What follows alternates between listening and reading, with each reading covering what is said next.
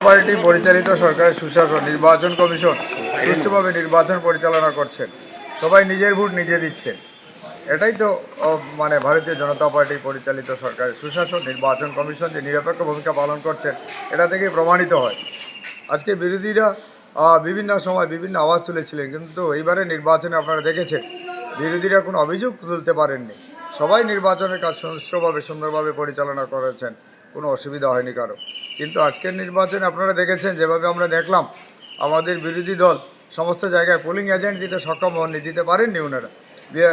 Same স্টেশনে নেই, এই কনস্টিটিউয়েন্সির অন্য জায়গা থেকে এনে ওনারা পোলিং এজেন্ট দিয়েছে।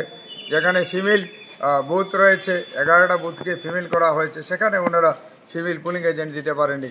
তার থেকেই প্রমাণিত হয় যে বিরোধীরা শুধু নির্বাচনের সময় ওনারা এসে ভোট যুদ্ধে অবতীর্ণ হন, বাকি সময় যে ওনারা যে সাধারণ জনগণের পাশে থাকেন না, ভোটারদের যে পাশে থাকেন না, এটাই সব থেকে বড় প্রমাণ। এটা প্রমাণিত হলো, আবার বারবার প্রমাণিত হচ্ছে আমাদের ত্রিপুরা রাজ্যে, সমগ্র ভারতবর্ষে। কিন্তু আজকের উপনির্বাচনটা আবার প্রমাণিত হলো যে বিরোধীদের সঙ্গে সাধারণ ভোটার, সাধারণ জনগণ, সাধারণ পাবলিক ওনাদের সঙ্গে নেই, এটা প্রমাণ পেয়ে গেলাম। নমস্কার সবাইকে, ভারত মায়ের জয় হোক।